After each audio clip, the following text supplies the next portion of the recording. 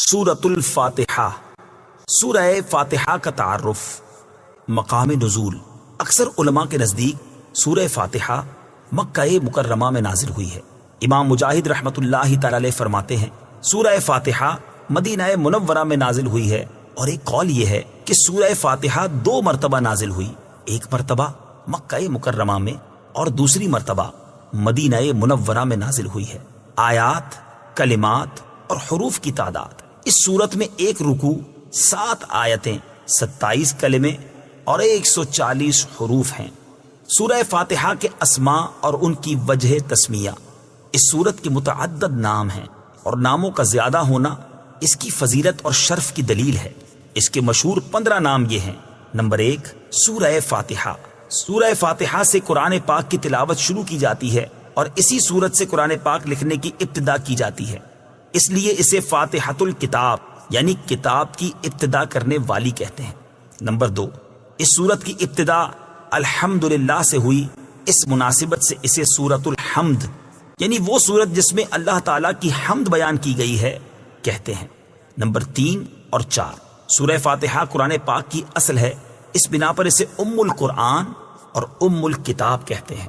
Number 5، یہ سورت نماز کی ہر رکعت میں پڑھی جاتی ہے، یا یہ سورت 2 مرتبہ نازل ہوئی ہے، اس وجہ سے اسے السبع المثانی یعنی بار بار پڑھی جانے والی یا ایک سے زائد مرتبہ نازل ہونے والی 7 آیتیں کہا جاتا ہے۔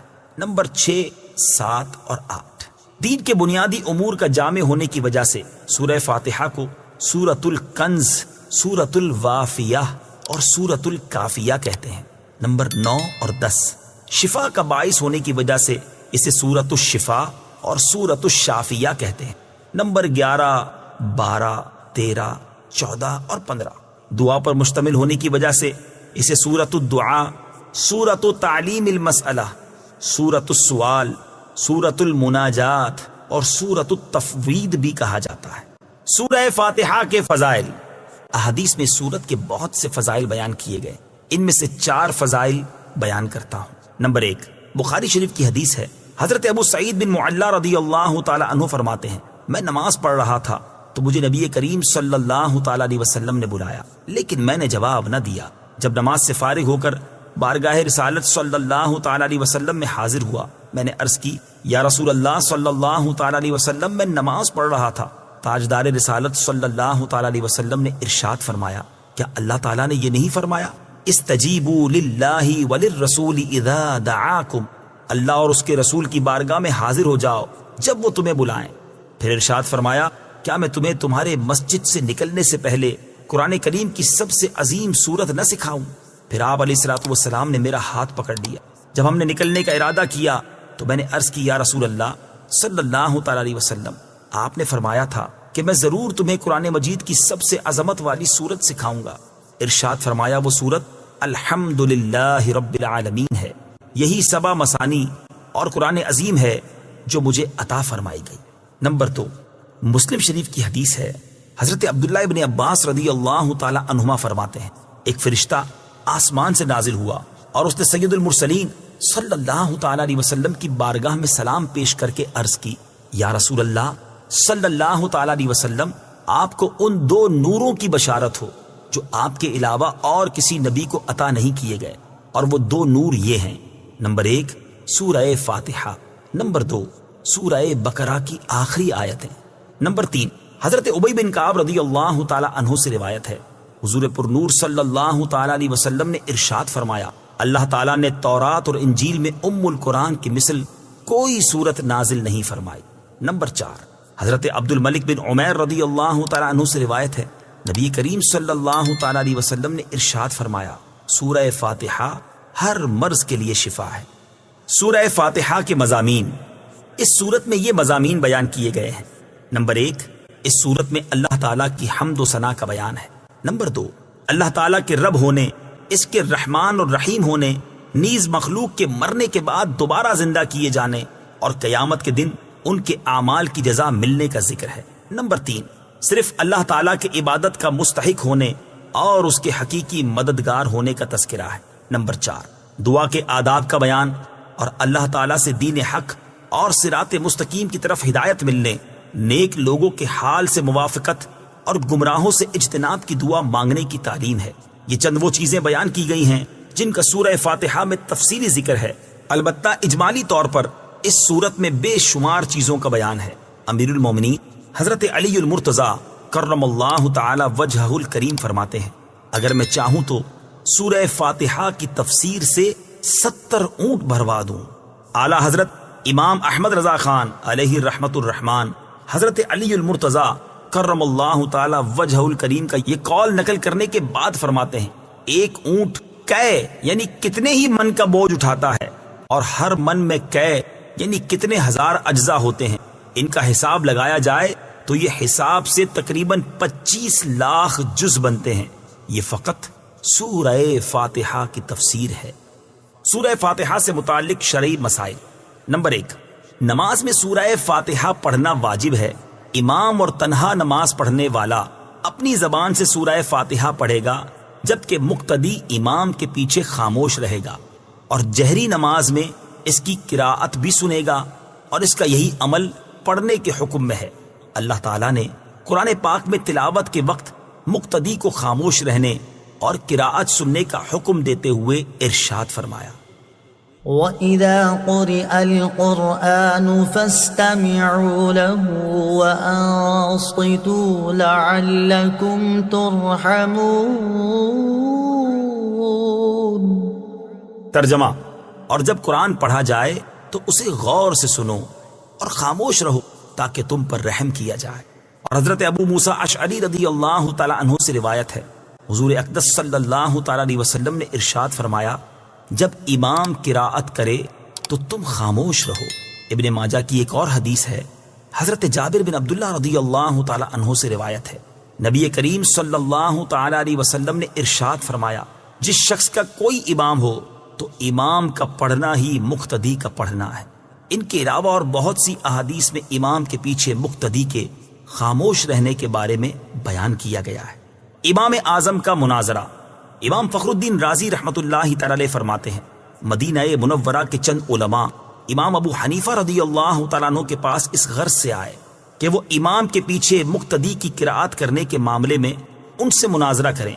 امام ابو حنیفہ رضی اللہ تعالیٰ عنہ نے ان سے فرمایا، سب سے مناظرہ کرنا میرے لیے ممکن نہیں، آپ ایسا کریں کہ مناظرے کا معاملہ اس کے سپرد کر دیں جو آپ سب سے زیادہ علم والا ہے، تاکہ میں اس کے ساتھ مناظرہ کروں۔ انہوں نے ایک عالم کی طرف اشارہ کیا تو امام ابو حنیفہ رضی اللہ تعالیٰ عنہ نے فرمایا، کیا یہ تم سب سے زیادہ علم والا ہے؟ انہوں نے جواب دیا، ہاں۔ امام ابو حنیفہ رضی اللہ تعالیٰ عنہ نے فرمایا، کیا میرا اس کے ساتھ مناظرہ کرنا تم سب کے ساتھ مناظرہ کرنے کی طرح ہے؟ انہوں نے کہا، ہاں۔ امام ابو حنیفہ رضی اللہ تعالیٰ عنہ نے فرمایا، اس کے خلاف جو دلیل قائم ہوگی وہ گویا کہ تمہارے خلاف قائم ہوگی۔ انہوں نے جواب دیا، ہاں۔ امام ابو حنیفہ رضی اللہ تعالیٰ عنہ نے فرمایا، اگر میں اس کے ساتھ مناظرہ کروں اور دلیل میں اس پر غالب آ جاؤں تو وہ دلیل تم پر بھی لازم ہوگی؟ انہوں نے کہا، ہاں۔ امام ابو حنیفہ رضی اللہ تعالیٰ عنہ نے دریافت کیا، وہ دلیل تم پر کیسے لازم ہوگی؟ انہوں نے جواب دیا، اس لیے کہ ہم اسے اپنا امام بنانے پر راضی ہیں تو اس کی بات ہماری بات ہوگی۔ امام ابو حنیفہ رضی اللہ تعالیٰ عنہ نے فرمایا، ہم بھی تو یہی کہتے ہیں کہ جب ہم نے ایک شخص کو نماز میں اپنا امام مان لیا تو اس کا قراءت کرنا ہمارا قراءت کرنا ہے اور وہ ہماری طرف سے نائب ہے۔ امام ابو حنیفہ رضی اللہ تعالی عنہ کی یہ بات سن کر سب نے اقرار کر لیا کہ امام کے پیچھے مقتدی قراءت نہیں کرے گا۔ نمبر 2، نماز جنازہ میں خاص دعا یاد نہ ہو تو دعا کی نیت سے سورہ فاتحہ پڑھنا جائز ہے، جبکہ قراءت کی نیت سے پڑھنا جائز نہیں۔ بسم اللہ الرحمن الرحیم۔ ترجمہ، اللہ کے نام سے شروع جو نہایت مہربان رحمت والا ہے۔ بسم اللہ، اللہ کے نام سے شروع۔ تفسیر صراط الجنان میں اس کی تفسیر کچھ اس طرح ہے۔ علامہ احمد ساوی رحمت اللہ تعالی علیہ فرماتے ہیں، قرآن مجید کی ابتدا بسم اللہ سے اس لیے کی گئی تاکہ اللہ تعالیٰ کے بندے اس کی پیروی کرتے ہوئے ہر اچھے کام کی ابتدا بسم اللہ سے کریں، اور حدیث پاک میں بھی اچھے اور اہم کام کی ابتدا بسم اللہ سے کرنے کی ترغیب دی گئی ہے۔ چنانچہ حضرت ابو ہریرہ رضی اللہ تعالی عنہ سے روایت ہے، حضور پر نور صلی اللہ تعالی علیہ وسلم نے ارشاد فرمایا، جس اہم کام کی ابتدا بسم اللہ الرحمن الرحیم سے نہ کی گئی تو وہ ادھورا رہ جاتا ہے۔ لہٰذا تمام مسلمانوں کو چاہیے کہ وہ ہر نیک اور جائز کام کی ابتدا بسم اللہ الرحمن الرحیم سے کریں، اس کی بہت برکت ہے۔ الرحمن الرحیم، جو بہت مہربان رحمت والا ہے۔ امام فخر الدین رازی رحمت اللہ تعالی علیہ فرماتے ہیں، اللہ تعالیٰ نے اپنی ذات کو رحمان اور رحیم فرمایا تو یہ اس کی شان سے بعید ہے کہ وہ رحم نہ فرمائے۔ مروی ہے کہ ایک سائل نے بلند دروازے کے پاس کھڑے ہو کر کچھ مانگا تو اسے تھوڑا سا دے دیا گیا۔ دوسرے دن وہ ایک کلاڑا لے کر آیا اور دروازے کو توڑنا شروع کر دیا۔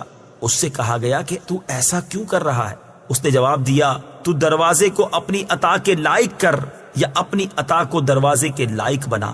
اے ہمارے اللہ عز و جل، رحمت کے سمندروں کو تیری رحمت سے وہ نسبت ہے جو ایک چھوٹے سے ذرے کو تیرے عرش سے نسبت ہے، اور تو نے اپنی کتاب کی ابتدا میں اپنے بندوں پر اپنی رحمت کی صفت بیان کی، اس لیے ہمیں اپنی رحمت اور فضل سے محروم نہ رکھنا۔ بسم اللہ سے متعلق چند شرعی مسائل۔ علماء کرام نے بسم اللہ سے متعلق بہت سے شرعی مسائل بیان کیے ہیں، ان میں سے چند بیان کرتا ہوں۔ نمبر 1، جو بسم اللہ ہر سورت کے شروع میں لکھی ہوئی ہے یہ پوری آیت ہے، اور جو سورہ نمل کی آیت نمبر 30 میں ہے وہ اس آیت کا ایک حصہ ہے۔ نمبر 2، بسم اللہ ہر سورت کے شروع کی آیت نہیں ہے بلکہ پورے قرآن کی ایک آیت ہے، جسے ہر سورت کے شروع میں لکھ دیا گیا تاکہ دو سورتوں کے درمیان فاصلہ ہو جائے۔ اسی لیے سورت کے اوپر امتیازی شان میں بسم اللہ لکھی جاتی ہے، آیات کی طرح ملا کر نہیں لکھتے، اور امام جہری نمازوں میں بسم اللہ آواز سے نہیں پڑھتا۔ نیز حضرت جبریل علیہ السلام جو پہلی وحی لائے اس میں بسم اللہ نہ تھی۔ نمبر 3، تراویح پڑھانے والے کو چاہیے کہ وہ کسی ایک سورت کے شروع میں بسم اللہ آواز سے پڑھے تاکہ ایک آیت رہ نہ جائے۔ نمبر 4، تلاوت شروع کرنے سے پہلے اعوذ باللہ من الشیطان الرجیم پڑھنا سنت ہے، لیکن اگر شاگرد استاد سے قرآن مجید پڑھ رہا ہو تو اس کے لیے سنت نہیں۔ نمبر 5، سورت کی ابتدا میں بسم اللہ پڑھنا سنت ہے ورنہ مستحب ہے۔ نمبر 6، اگر سورہ توبہ سے تلاوت شروع کی جائے تو اعوذ باللہ اور بسم اللہ دونوں کو پڑھا جائے، اور اگر تلاوت کے دوران سورہ توبہ آ جائے تو بسم اللہ پڑھنے کی حاجت نہیں۔ الحمد للہ رب العالمین۔ ترجمہ، سب تعریفیں اللہ کے لیے ہیں جو تمام جہان والوں کا پالنے والا ہے۔ الحمدللہ، سب تعریفیں اللہ کے لیے ہیں۔ تفسیر صراط الجنان میں اس کی تفسیر کچھ اس طرح ہے، یعنی ہر طرح کی حمد اور تعریف کا مستحق اللہ تعالیٰ ہے، کیونکہ اللہ تعالیٰ کمال کی تمام صفات کا جامع ہے۔ حمد اور شکر کی تعریف۔ حمد کا معنی ہے کسی کی اختیاری خوبیوں کی بنا پر اس کی تعریف کرنا، اور شکر کی تعریف یہ ہے کہ کسی کے احسان کے مقابلے میں زبان، دل یا اعضاء سے اس کی تعظیم کرنا۔ اور ہم چونکہ اللہ عز و جل کی حمد عام طور پر اس کے احسانات کے پیش نظر کرتے ہیں، اس لیے ہماری یہ حمد شکر بھی ہوتی ہے۔ اللہ تعالیٰ کی حمد و ثنا کرنے کے فضائل۔ احادیث میں اللہ تعالیٰ کی حمد و ثنا کرنے کے بہت فضائل بیان کیے گئے ہیں، ان میں سے 3 فضائل پیش کرتا ہوں۔ نمبر 1، مسلم شریف کی حدیث ہے، حضرت انس بن مالک رضی اللہ تعالی عنہ سے روایت ہے، نبی اکرم صلی اللہ تعالی علیہ وسلم نے ارشاد فرمایا، اللہ تعالیٰ بندے کی اس بات سے خوش ہوتا ہے کہ وہ کچھ کھائے تو اللہ تعالیٰ کی حمد کرے، اور کچھ پیے تو اللہ تعالیٰ کی حمد کرے۔ نمبر 2، ابن ماجہ کی حدیث ہے، حضرت جابر بن عبداللہ رضی اللہ تعالی عنہ سے روایت ہے، حضور پر نور صلی اللہ تعالی علیہ وسلم نے ارشاد فرمایا، سب سے افضل ذکر لا الہ الا اللہ ہے، اور سب سے افضل دعا الحمدللہ ہے۔ نمبر 3، ابن ماجہ ہی کی حدیث ہے، حضرت انس بن مالک رضی اللہ تعالی عنہ سے روایت ہے، حضور اقدس صلی اللہ تعالی علیہ وسلم نے ارشاد فرمایا، جب اللہ تعالیٰ اپنے بندے پر کوئی نعمت نازل فرماتا ہے اور وہ نعمت ملنے پر الحمدللہ کہتا ہے تو یہ حمد اللہ تعالیٰ کے نزدیک اس دی گئی نعمت سے زیادہ افضل ہے۔ حمد سے متعلق شرعی حکم۔ خطبے میں حمد واجب، کھانے کے بعد مستحب، چھینک آنے کے بعد سنت، حرام کام کے بعد حرام، اور بعض صورتوں میں کفر ہے۔ للہ، اللہ کے لیے۔ اللہ اس ذات اعلیٰ کا عظمت والا نام ہے جو تمام کمال والی صفتوں کی جامع ہے۔ اور بعض مفسرین نے اس لفظ کے معنی بھی بیان کیے، جیسے اس کا ایک معنی ہے عبادت کا مستحق، دوسرا معنی ہے وہ ذات جس کی معرفت میں عقلیں حیران ہیں، تیسرا معنی ہے وہ ذات جس کی بارگاہ میں سکون حاصل ہوتا ہے، اور چوتھا معنی ہے وہ ذات کہ مصیبت کے وقت جس کی پناہ تلاش کی جائے۔ رب العالمین، جو سارے جہان والوں کا مالک ہے۔ تفسیر صراط الجنان میں اس کی تفسیر کچھ اس طرح ہے، لفظ رب کے کئی معنی ہیں، جیسے سید، مالک، معبود، ثابت، مصلح اور بتدریج مرتبہ کمال تک پہنچانے والا، اور اللہ تعالیٰ کے علاوہ ہر موجود چیز کو عالم کہتے ہیں، اور اس میں تمام مخلوقات داخل ہیں۔ الرحمن الرحیم، ترجمہ بہت مہربان، رحمت والا۔ الرحمن بہت مہربان۔ تفسیر صراط الجنان میں اس کی تفسیر کچھ اس طرح ہے، رحمان اور رحیم اللہ تعالیٰ کے دو صفاتی نام ہیں۔ رحمان کا معنی ہے نعمتیں عطا کرنے والی وہ ذات جو بہت زیادہ رحمت فرمائے، اور رحیم کا معنی ہے بہت رحمت فرمانے والا۔ یاد رہے کہ حقیقی طور پر نعمت عطا فرمانے والی ذات اللہ تعالیٰ کی ہے، کہ وہی تنہا ذات ہے جو اپنی رحمت کا بدلہ طلب نہیں فرماتی۔ ہر چھوٹی بڑی، ظاہری، باطنی، جسمانی، روحانی، دنیاوی اور اخروی نعمت اللہ تعالیٰ ہی عطا فرماتا ہے، اور دنیا میں جس شخص تک جو نعمت پہنچتی ہے وہ اللہ تعالیٰ کی رحمت ہی سے ہے، کیونکہ کسی کے دل میں رحم کا جذبہ پیدا کرنا، رحم کرنے پر قدرت دینا، نعمت کو وجود میں لانا، دوسرے کا اس نعمت سے فائدہ اٹھانا اور فائدہ اٹھانے کے لیے اعضاء کی سلامتی عطا کرنا، یہ سب اللہ تعالیٰ کی طرف سے ہی ہے۔ اللہ تعالیٰ کی وسیع رحمت دیکھ کر گناہوں پر بے باک نہیں ہونا چاہیے۔ ابو عبداللہ محمد بن احمد قرطبی رحمت اللہ تعالی علیہ فرماتے ہیں، اللہ تعالیٰ نے رب العالمین کے بعد اپنے دو اوصاف رحمان اور رحیم بیان فرمائے۔ اس کی وجہ یہ ہے کہ جب اللہ تعالیٰ نے فرمایا کہ وہ رب العالمین ہے، تو اس سے سننے اور پڑھنے والے کے دل میں اللہ تعالیٰ کی عظمت کی وجہ سے اس کا خوف پیدا ہوا، تو اس کے ساتھ ہی اللہ تعالیٰ کے دو اوصاف رحمان اور رحیم ذکر کر دیے گئے، جن کے ضمن میں اللہ تعالیٰ کی اطاعت کرنے کی ترغیب ہے۔ یوں ترغیب اور ترغیب دونوں کا بیان ہو گیا، تاکہ بندہ اللہ تعالیٰ کی اطاعت کرنے کی طرف اچھی طرح راغب ہو اور اس کی نافرمانی کرنے سے رکنے کی خوب کوشش کرے۔ قرآن مجید میں اور مقامات پر اللہ تعالیٰ کی رحمت اور اس کے عذاب دونوں کو واضح طور پر ایک ساتھ ذکر کیا گیا ہے۔ چنانچہ اللہ تعالیٰ ارشاد فرماتا ہے، نبئ عبادی انی انا الغفور الرحیم وان عذابی هو العذاب الالیم۔ ترجمہ میرے بندوں کو خبر دو کہ بے شک میں ہی بخشنے والا مہربان ہوں، اور بے شک میرا ہی عذاب دردناک عذاب ہے۔ اور ارشاد فرمایا، غافر الذنب وقابل التوب شدید العقاب ذی الطول لا الہ الا هو الیہ المصیر۔ ترجمہ گناہ بخشنے والا اور توبہ قبول کرنے والا، سخت عذاب دینے والا، بڑے انعام عطا فرمانے والا ہے، اس کے سوا کوئی معبود نہیں، اسی کی طرف پھرنا ہے۔ نیز حضرت ابو ہریرہ رضی اللہ تعالی عنہ سے روایت ہے، رسول اللہ صلی اللہ تعالی علیہ وسلم نے ارشاد فرمایا، اگر مومن جان لیتا کہ اللہ تعالیٰ کے پاس کتنا عذاب ہے تو کوئی بھی اس کی جنت کی امید نہ رکھتا، اور اگر کافر جان لیتا کہ اللہ تعالیٰ کے پاس کتنی رحمت ہے تو اس کی جنت سے کوئی نا امید نہ ہوتا۔ لہٰذا ہر مسلمان کو چاہیے کہ وہ امید اور خوف کے درمیان رہے، اور اللہ تعالیٰ کی رحمت کی وسعت دیکھ کر گناہوں پر بے باک نہ ہو، اور نہ ہی اللہ تعالیٰ کے عذاب کی شدت دیکھ کر اس کی رحمت سے مایوس ہو۔ کسی کو رحمان اور رحیم کہنے کے بارے میں شرعی حکم، اللہ تعالیٰ کے علاوہ کسی اور کو رحمان کہنا جائز نہیں، جبکہ رحیم کہا جا سکتا ہے، جیسے قرآن مجید میں اللہ تعالیٰ نے اپنے حبیب صلی اللہ تعالیٰ علیہ وسلم کو بھی رحیم فرمایا ہے۔ چنانچہ ارشاد باری تعالیٰ ہے، لقد جاءكم